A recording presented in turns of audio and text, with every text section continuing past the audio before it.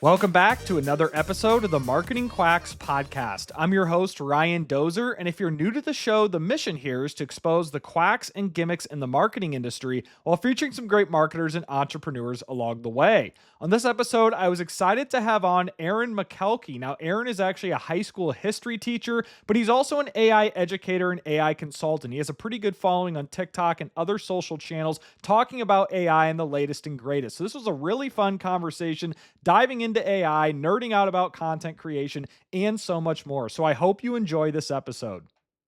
So Aaron, thank you so much for joining the show. Yeah, thanks for having me, Ryan. I'm excited. I've watched a lot of your YouTube content and followed you on some social media for a few months.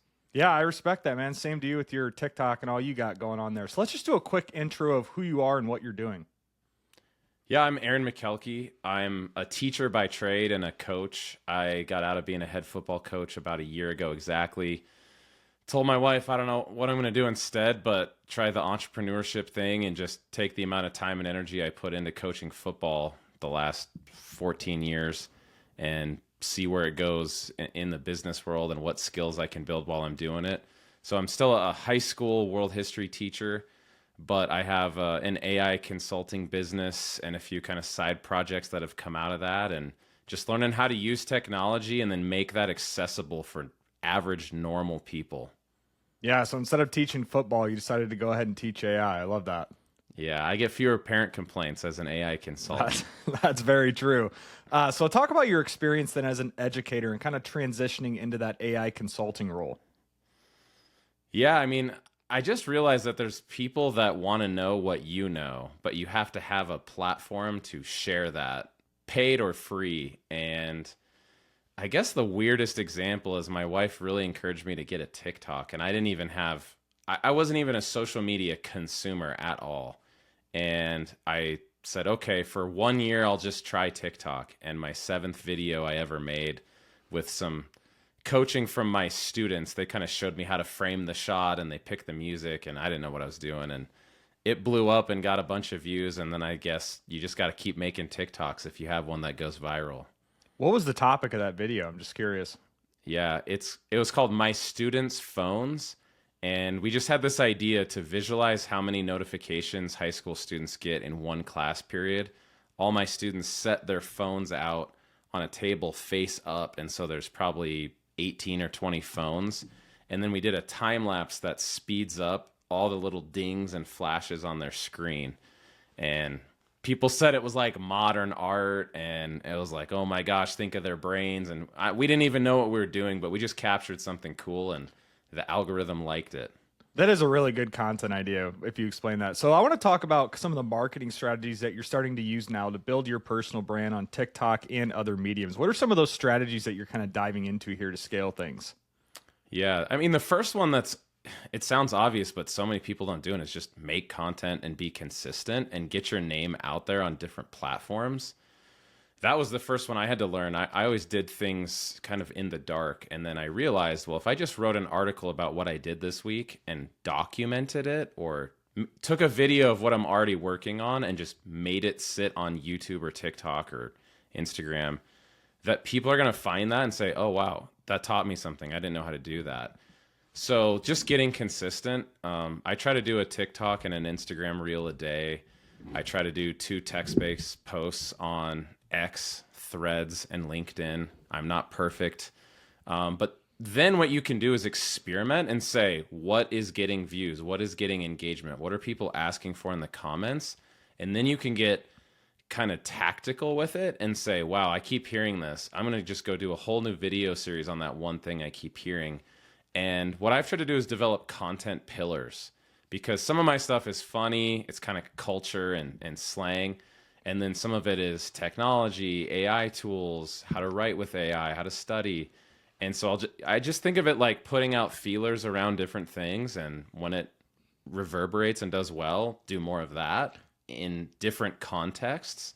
And then use hashtags or use a way to track those content pillars so you can see, you know, the personal stuff does better on the weekends and the educational stuff does better on Tuesdays. And then you can what I do on Sundays is I just do an analytics review of all my channels, and then I use that to inform the next week's content plan. Yeah, I like that. I talked about this on a recent episode where it's all about just diving in, creating content, failing, learning from those mistakes, and kind of analyzing the data points. One little nugget that I actually found on my YouTube channel recently, to your point, is I started making more content about Notebook LM, Google VO, right? Gemini, some of Google's latest updates. And interestingly enough, what I noticed is that the YouTube algorithm rewards that content because it's Google products, right? So the light bulb snapped in my head. I'm like, well, maybe I need to start doing more videos on Google's products if the algorithm is going to push me. So that's one little takeaway that I had there. Yeah, and just knowing that really YouTube is a visual search engine, and even people on Google search are getting served up YouTube results when they do how-tos and what is searches. So it's smart to have, maybe the blog is the text-based version, but then you have the YouTube video explaining. I mean, your best content, I've commented on your stuff for quite a while, is this thing worth it? What's a new feature? And people go, I'd rather watch you for 5 or 10 minutes, break it down and tell me what it's good for and what it's not, than have to do that myself. Well, what's funny is nerds like you are already going to do that. Why wouldn't you make a video of it? And then it's helping other people, and you're probably going to get some leads, and it's going to drive traffic to your own site as well. Yeah, I have an opt-in guide that people go to my email list. I call it AI Power Play. So every week I kind of do what's trending in the AI news or if I have a cool tutorial. So I want to talk about too, Aaron, is repurposing content, right? I don't know how often you use AI to repurpose content, but that's really the whole strategy of my YouTube channels. I try to make 2 or 3 videos a week, have that one really good video for my newsletter content, and then use AI to repurpose that into a formatted email newsletter, into social media posts on X and LinkedIn, even short clips with Opus Clip to repurpose there. Talk about how you're using AI to repurpose long form to short form. Yeah, that's such a great topic. And you and Brad Smith have put out some great things around this. So many people think AI is just for creating things out of thin air. And they're like, oh, it's a robot version of me. I would never post that. You can be strategic with it. What I like to do is start with the long form and say, what's your main format that you're going to put out? Yours is YouTube, and I need to be better about my long form YouTube content. Mine has been writing an article on LinkedIn and my blog once a week. What I'll do is say, okay, why would I go invent a bunch of threads or X posts if I have like a 9 or 10 page article I'm doing this week? Why don't I break that out and have AI help me clip it, so to speak? And with a prompt like using my own words, only editing for length, you can pull out things that you already wrote. It's 100% your ideas. And then what's cool is you can put it in different novel formats. So like with Blue Sky or X, you can say, here's the character limit. I need a series of 8 tweets in a thread, but take it from my own article that I wrote. So everything's my ideas. Keep the sequence of the content the same, just edit it for length and make it engaging in the style of a Twitter thread. Okay, well, now I have like a Twitter thread and maybe 20 separate tweets from that article that I don't have to go create content that week out of thin air. Yeah, so are you using like custom GPTs for this, Claude projects? I think it's Gems, right? That's the Gemini version. What are you using for that? Yeah, what's fun is when I write review articles, I use the tool that I'm reviewing. So part of that is the test, and part of it is just to get reps and go, well, I organically use ChatGPT for most of my own work, because in December of 23, when custom GPTs came out, I just remember thinking, that's like building my own assistant or expert on something. Like, why wouldn't everybody do this, even for $20 a month? So I've already invested in that platform, and things have a lot of my own writing samples, and I've tweaked the prompting to really get what I want. I don't really want to go rebuild that in Gemini Gems. But what I did, like for this week's example, I reviewed Gemini Advanced. So I used Gemini to help me do some of the reviewing. And I did put some samples in there. I mean, Claude is, I think, the best default tone for writing and long form. It's the thing that I struggle with is I do a ton of research too, both as the teacher, but in the AI consulting space. The lack of internet access kills me. So you can disagree with me. What I like is a happy balance of Perplexity's search and their interface, and then changing the model that they're going to generate the text with to Claude. That's one of my go-to combos, because I feel like it's the one thing that Claude really lacks, which is internet access. And that shocks me about Claude that they can't figure that out. If OpenAI can figure it out, obviously Gemini, you got Google behind the scenes, but other models seem to figure it out. So I don't know why Anthropic hasn't prioritized that. Yeah, I mean, my thought, I don't have any evidence to back this up, is because they're trying to be the guardrails, safe AI companies that they understand that opening it up to the internet, it's going to scrape from like Reddit things they didn't want, and that it's a safety issue, but I could be wrong. I mean, they also have the agent that can go through and click buttons on your screens. So I'm like, yeah, if you're that worried about the safety issues, you wouldn't have that feature. But yeah, I think Claude projects are great. The problem is a lot of the work that I do is meant to be shared with other people. You know, say you came to me and you're like, hey, I want to start writing LinkedIn articles too, but I want an AI tool to help me. I have a project today. I'm going to do this for a content creator who's kind of just getting started. And if I build the Claude project, I can't share that and collaborate with other people unless I give them my login. Right. With GPTs, the thing that makes them better isn't the tone. It's not even the model. Their model is not the best for writing. Even Gemini's right now, 2.0 Flash is spectacular. That was going to be my next question. I know you've been testing 2.0, and I haven't really had a lot of time to get into it. So I would hear kind of what your thoughts are on Gemini 2.0 versus GPT 4.0, 3.5 Sonnet. What are some of your findings there? Yeah, well, the tough thing is when you go build those gems or those Claude projects, they're not as shareable as the custom GPTs. The downside to the custom GPTs is the model it's running on is not the best, but it's the easiest to share. So with Gemini, here's what I would say. I called it Jekyll and Hyde. The models, they have two new 2.0 models that they've released. The last week, Google's AI stuff has gone wild. It's overwhelming. Yeah, GPT is doing the 12 days of shipmess, and some of those are like, API stuff for developers, and most people are not even going to use it. The Google stuff, I feel like they just let out 6 months worth of new products and updates in about a week. And people are like, I don't even know where to start or which thing talks to which thing.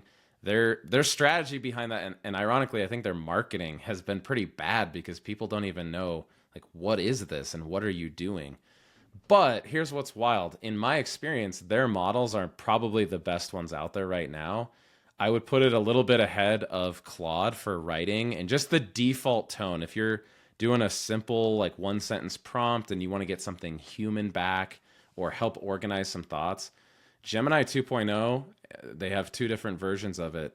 They're great, and one of them has access to the internet, which Claude does not have. The problem is the user experience and what it integrates to. Like, you're a big Notebook LM person. I watched your YouTube video where you did the Notebook LM hacks. It doesn't interface with Notebook LM. That's like a separate program. You have to go in a different tab and maybe copy and paste between, but they're both Google tools. That, getting it to integrate is one of their big problems right now. The other one that's wild to me is which Google accounts you can use it with. So most of us have a Google account. If it's not for work, maybe it's for personal. I have a couple.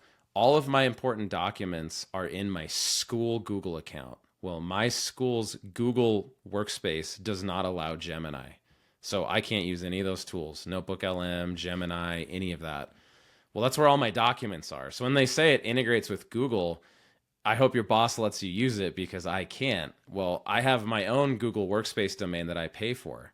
That's not allowed to interface with Gemini either. I have to use my personal just at gmail.com, which none of my important documents and Drive stuff are in there. And so it's so funny because Claude, I can go in and integrate my work or my school Google Drive stuff better with Claude or GPT than I can with Gemini. That's a Google tool. And that's just wild to me. Yeah, that is crazy. Now, as an AI educator, one other question I had for you is, like, if someone came up to you and they're like, Aaron, I have $20 a month or $30 a month to spend, where should I go and why? I'd say, it depends what you want to do. My default answer is still ChatGPT Plus. I think it's the Swiss Army knife. It has gotten better. It does a lot of different things well. I don't know that it does any one thing the best. That's my assessment of it. So for most people, it's going to be your go-to. Like, all right, I got 20 bucks a month. I've subscribed to it since it came out. I'm not doing the 200 a month. I saw you have some content around that, and I'd love to hear from you if that fits into this show, what your review of that is. The Claude people are going to be the writers and the coders, especially complex, long form, the new writing styles feature where you could take, let's say, 5 PDFs you wrote yourself and say, analyze my writing style, my voice, my vocab, my syntax. It's kind of a caricature of your writing, but it's still pretty good.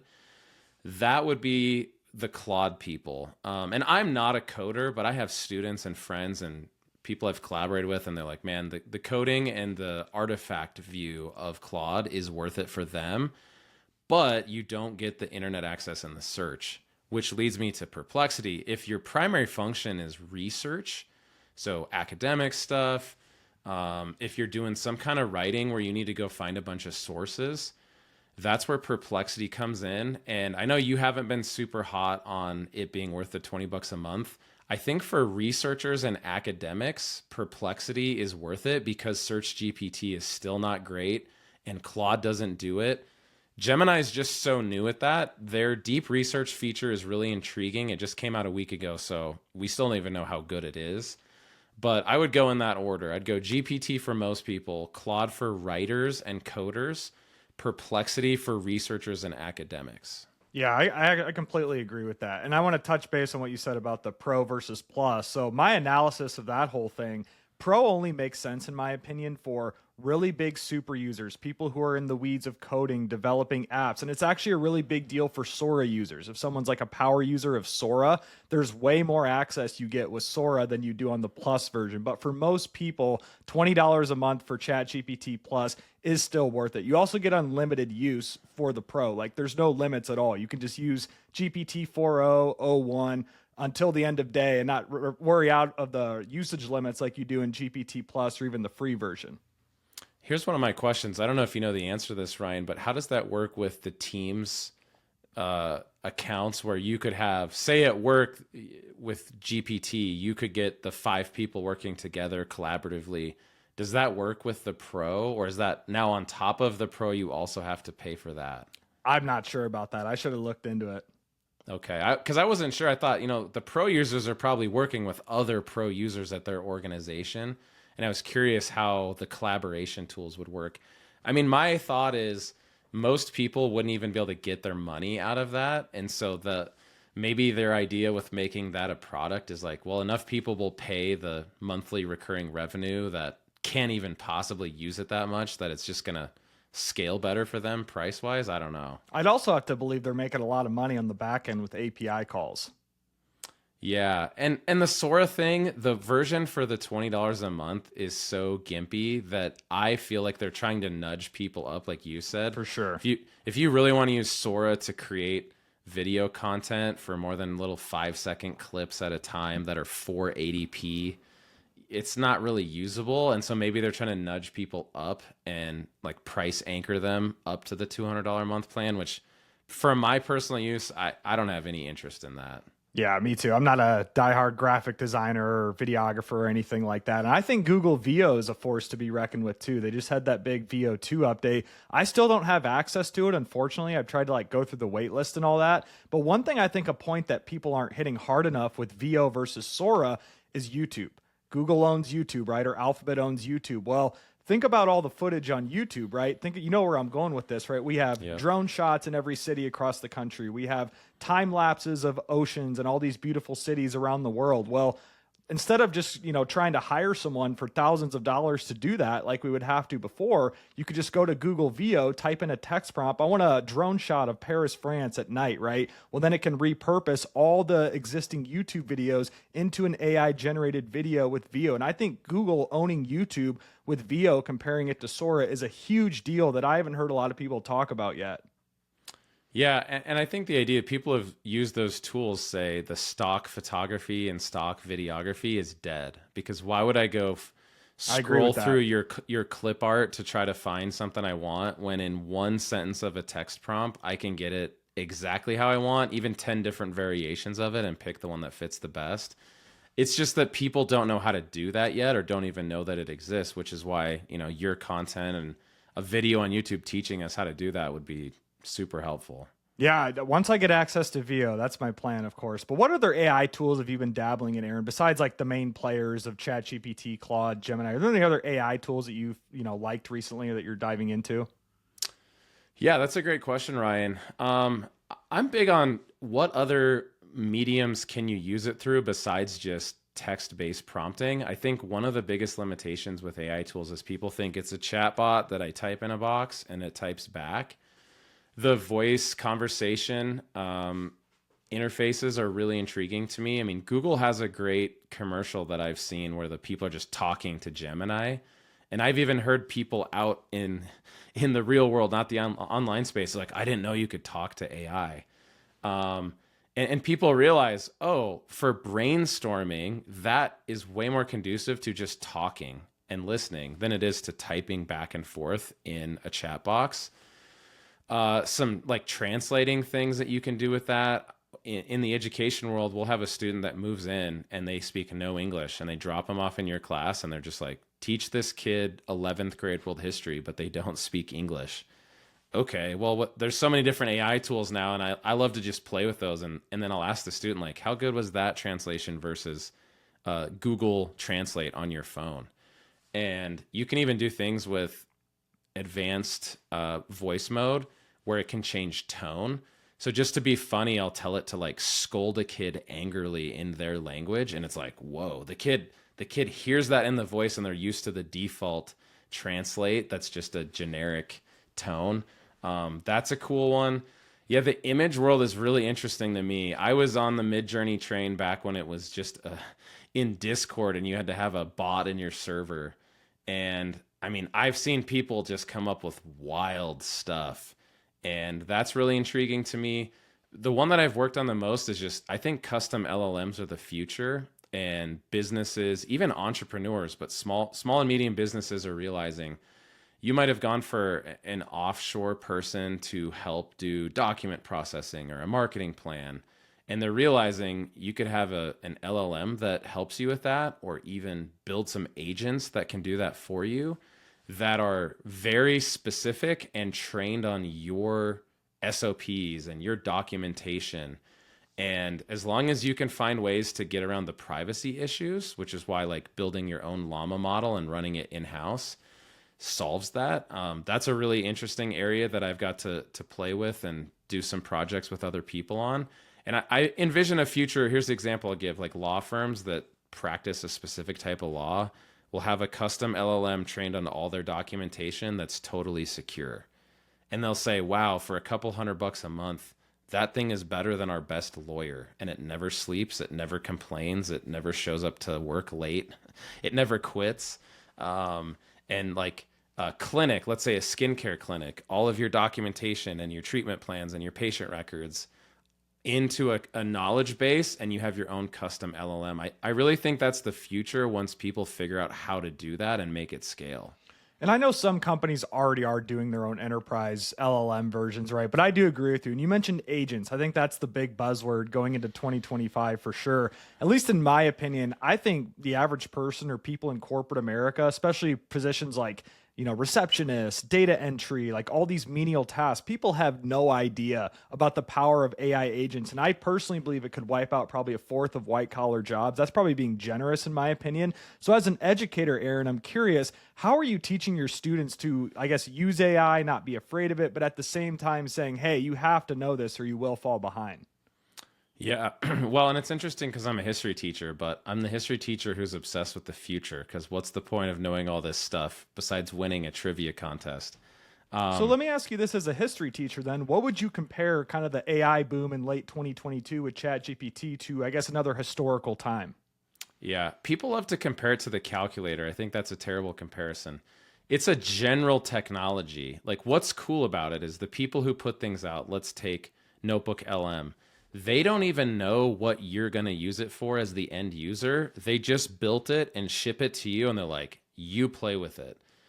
no one bought a car and then realized, oh, it can also fly. It can only do one thing, get you from A to B. With AI tools, what's cool is they can do things that the people who built them didn't even imagine, which is equal parts scary and exciting, I think. I would liken it to electricity. I mean, let's say you took electricity out of your house. Your podcast isn't happening. Your fridge isn't running. You don't Society have isn't happening. Yeah, you don't have a light bulb to get up this early and record a podcast. You're in the dark now. You're going to have to, carry a candle or something. Because we turned that thing, just a electrical connection to your house, and thought of all these other things that could be literally powered by it. That's how I see AI. The internet, and Wi-Fi is kind of the same. You might have a Wi-Fi toaster or Wi-Fi in your oven, but you have a streaming device, a phone, maybe an Xbox, a computer plugged into your Wi-Fi. But the thing with AI is I think it's going to be even more broadly integrated than that, because we already have the internet, we already have electricity. It's going to be plugged into pretty much everything we do. So I would say electricity. And one of the messages I have for my students, they'll ask me like, why do I need to learn AI? Why is that important? And my biggest reason is if you can learn what AI can't do, you can find value for yourself. And if you don't know what AI can do and you go get a degree in something that can be automated by Ryan's 5 agents that never sleep, you won't out-agent an agent. I tell them all the time, as a history teacher, I can't out-fact Wikipedia and Google. So I'm not testing you guys on facts, because you could ask your watch any of those things. Why would we waste our brain cells on memorizing it? So then they start to realize, like, well, how do I figure out what AI is not good at?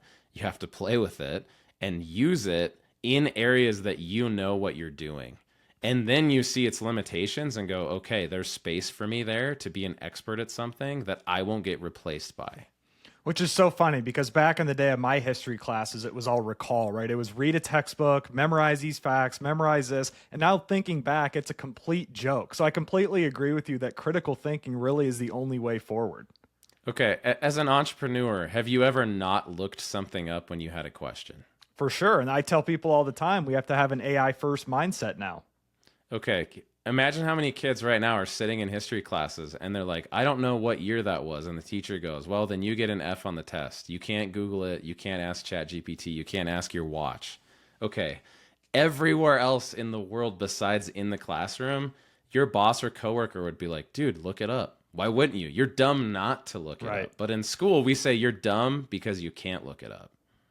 It makes no sense. And that's why I respect educators like you who are teaching the next generation to kind of develop that AI first mindset, where previously go to Google, ask your teacher, ask your coworker, ask your boss, or open up a textbook. In a lot of instances now where we have generative AI for $20 a month in our pocket, we can open it up and almost figure out a solution, or just give us some steps to solving a solution before we even do anything like before. Yeah, and so view it as that. It's a tutor. It's too bad that Microsoft called their AI Copilot, because it's not very good and not very popular. But branding-wise, it's so much better than ChatGPT, which is like hard to say. People mix the letters up all the time. But the Copilot mindset of AI is like, hey, help me do this. Don't do it for me. Hey, give me ideas on how to improve this. Don't just tell me the answers. That's what I want kids to take away, because the day one when they walk out of a school, they'll realize that that's the important skill set. Yep, using it as a tool versus a crutch. That's what I always tell people. So Aaron, one more question about AI I want to ask you is, what are some common mistakes that you see people make when they're just kind of diving in for the first time? What are those top mistakes that you always find people are using AI? Wow, that's a great question. I don't get asked that very much, and I like that, Ryan. So I would say the first one is, so many people don't know you can iterate on the first output. So, translation, the first thing ChatGPT gives you is not the best. It's the best it can do with your initial prompt. You can edit that prompt, another thing a lot of people don't know, and just go back and change a few words or add something. Or what I always tell them is, talk to them like it's your assistant. In the teaching world, we don't have interns, we have student teachers. But in the business world, I'll be like, hey, if you had an intern and you said, go do this, and they came back with that first version, is that ever going to be the best? And we go, no, I'd give them feedback. Take this out, add this, and tweak this. And they'd go back out and do that. And I go, okay, so you know how to give clear instructions. Give it the feedback you would give a human who brought you that thing, and get version 2. And they're like, oh, I didn't know. So, nerds like us call that one-shot prompting, where people just put in 9 or 10 words and like, oh, ChatGPT sucks. Look, that's what it came up with. And I tell them, that's not the tool sucking, that's the user sucking. We have to give it more feedback and iterate on that. That's probably the biggest one. Another one is just, how do you view AI? So I'm really big on mindset, and part of that is I come from like a psychology background, and viewing it as a helper, not a substitute for you. So students do this all the time. They go, AI can write my essay, copy paste. And I go, did you know AI can proofread your essay? And they're like, what? And I go, yeah, write your own draft like you always would.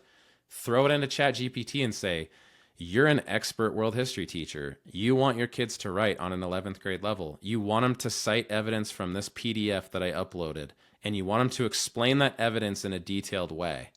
Here's my draft. Tell me how to make mine better. And they're just like, whoa, I didn't know it could work with me versus just substitute and say, here's the answer, paste it in.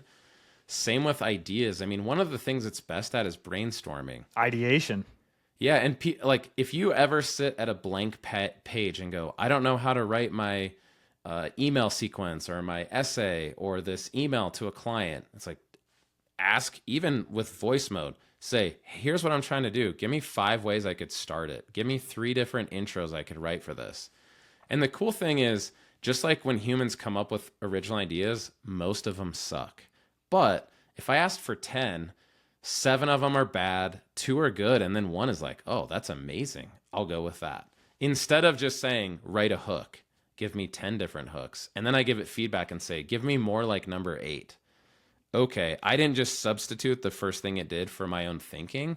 It's just giving me ideas and doing it alongside. And then I'm the expert who's picking which version of that I want to actually use. What you're explaining is actually how I use AI literally every single day for like YouTube ideas, blog ideas, business ideas. That is exactly what I do. And one other thing I always use it for is I call it an advanced prompt generator. Now there's actual tools to do this, but let's say you want to generate like a high quality image or a logo. Most people, what will they do, Aaron? They'll go to Midjourney or Firefly or whatever, and they'll say, make me a logo about this, make me an image about this. What you can do instead, pull up ChatGPT and say, hey, I want to generate a logo, create an advanced prompt using XYZ features, and now you have a 1 to 2 paragraph prompt that's highly detailed. Plug that into an image generator, and your outputs are going to be higher quality, most likely.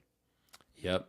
And that's a great strategy, and more people need to learn how to do that. Another cool one is you can take the end product that you have and say, help me prompt in ways to get this. So here's an example. One of my buddies is a great AI media guy, and Google Whisk came out. It's free. I saw that. I was just playing with it yesterday. So I took a picture of me. That was the subject. I took a picture of my Christmas tree. That was the background. And then I took a picture of the Mona Lisa. That was the style. And it basically said, make me in front of a Christmas tree in the style of the Mona Lisa. But what's cool about Google Whisk, it gives you the prompt that it came up with.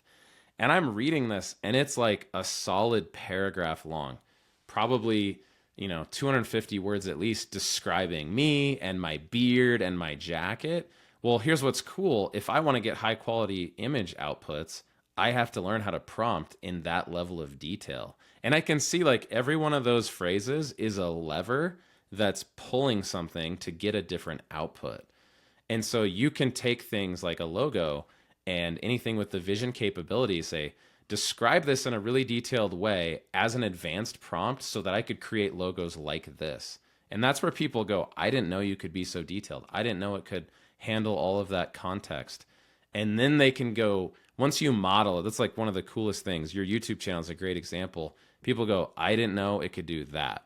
And they go back in their office, and now they've seen you do it, and they can do their own version of that. Yeah, and one thing one thing I struggle with, Aaron, and maybe you struggle with this too, is like whenever I think of a content idea for my channel, I'm like, well, that's so basic. People will eat me alive in the comments. Like, who cares about this? And then I post it, and like all these people say, like, I didn't know this, and I'm like, so in my head, I'm like, okay, I have to stop thinking like this, where what I know, I can't assume other people know, because I always have to remember most people barely even know how to use ChatGPT to begin with, and that's kind of what audience my channel is catering towards.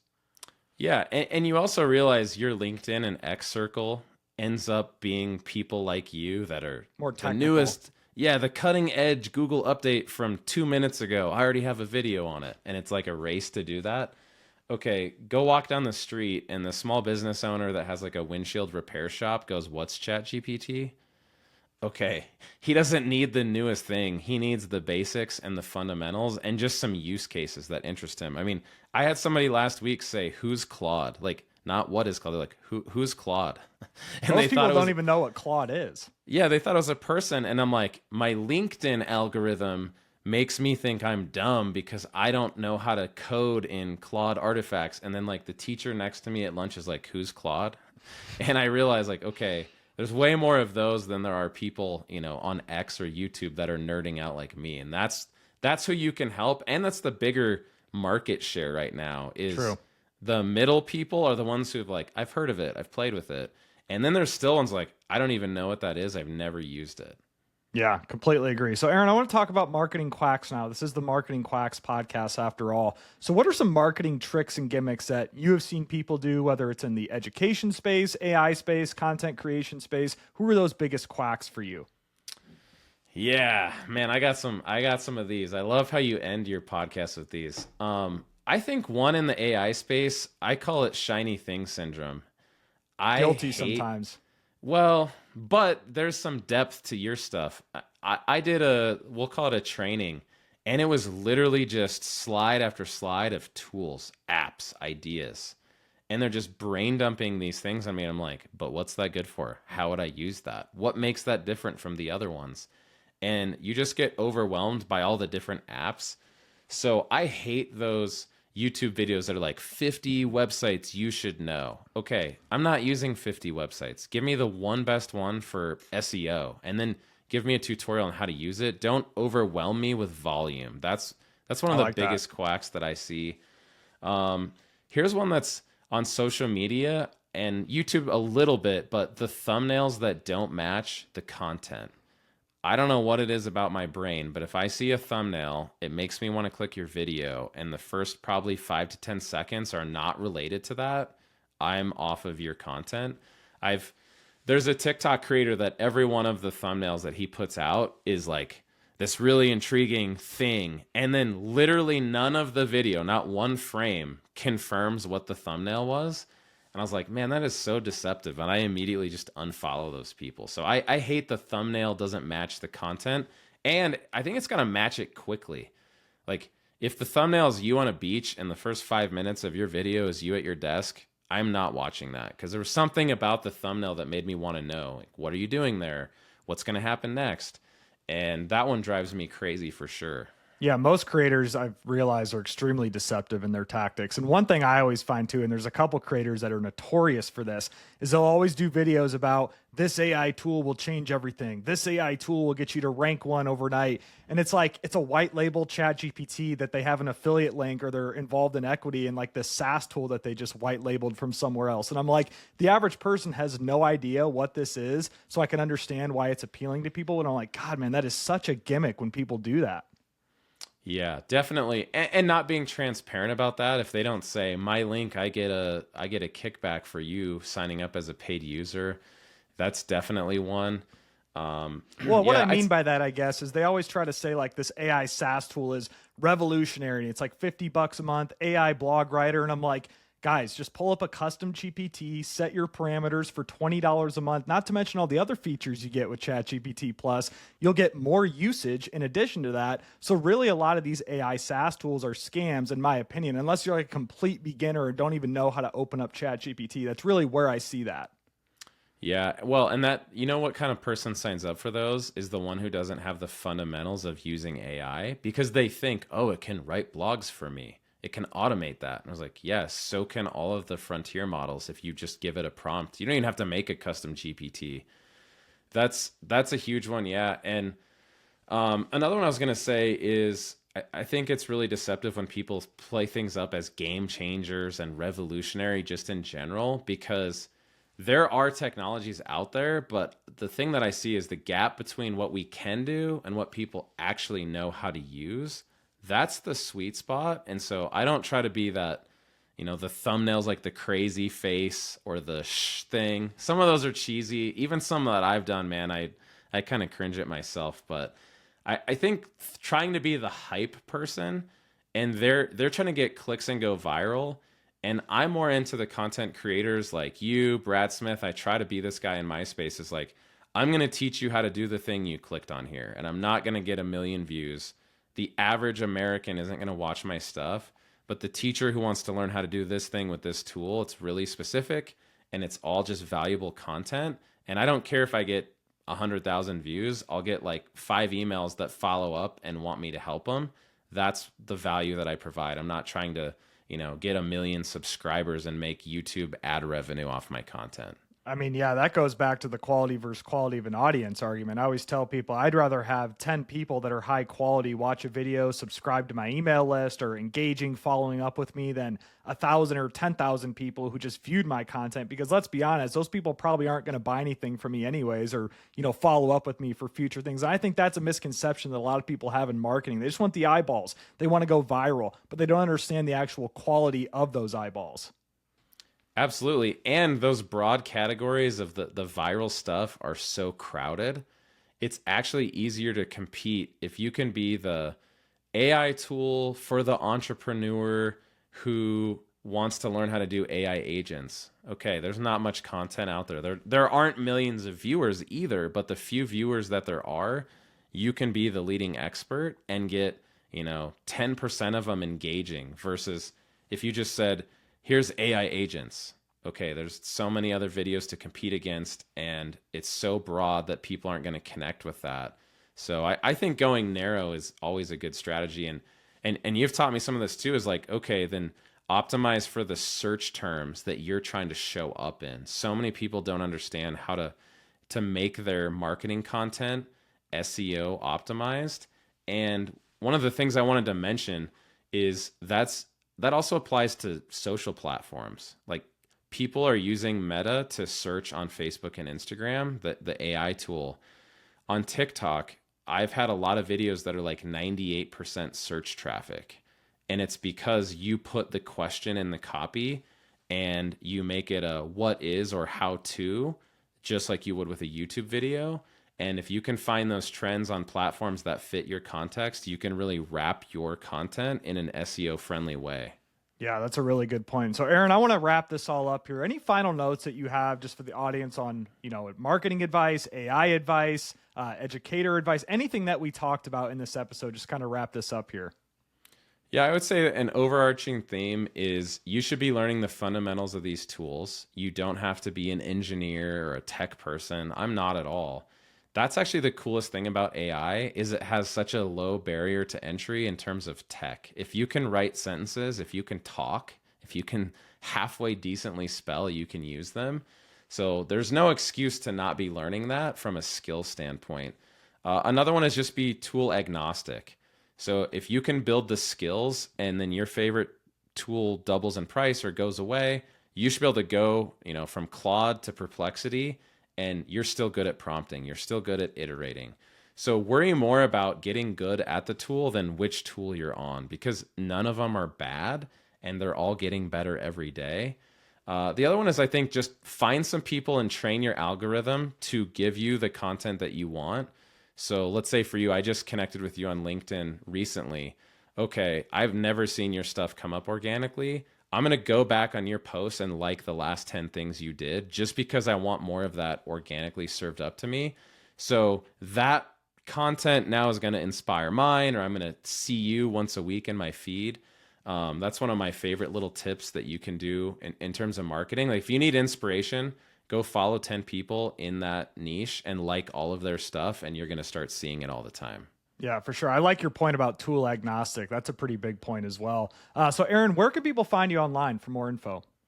Yeah, I'm on most social media platforms. At the time of recording, TikTok is like up on the gallows, about ready to be executed. So I don't know if that's what the future holds, but that's been my best platform. And everything's under my name. So it's just Aaron Makelky, AARON MAKELKY. I'm sure we'll put a link. My website's aaronmakelky.com. My email's aaron@aaronmakelky.com. Yeah, just send me a DM. I mean, I see business people and teachers who are like, I just don't know where to start. I know we should be doing this, but I don't know how. And those are the kind of people that I like to help, whether it's educational stuff or just asking questions. And I'm involved with a group called Future Proof You that's designed to help job seekers and people who want to be equipped for future careers and not get replaced by AI or get laid off and not have skills that are valued in the marketplace. So Future Proof You, you can find me on there on LinkedIn and our website. And YouTube, I need to get better, man. You're genuinely one of the best YouTube how-to guys in AI. It's not retention editing crazy stuff. So I just wanted to make sure while I'm on your podcast that I thank you for the valuable content, like your Perplexity Pro. I did not subscribe to it until I watched your video. That was such a good use of my time. So you're helping people like me, man, and I want to commend you for that. I appreciate that, man. I really do. Because I look at some of these videos and I'm like, oh, it's not as good as this guy's, or it's not as good as that guy's. And I'm very hard on myself when I create videos like that. But I really appreciate that. I'll leave all those links in the show notes below for people to access that you mentioned. Well, Aaron, thank you so much again. This has been a really fun episode. I always like talking with people about AI and kind of nerding out like we just did in this episode. Thank you again also to everyone for listening to this episode of the Marketing Quacks podcast. Be sure to tune in again next time.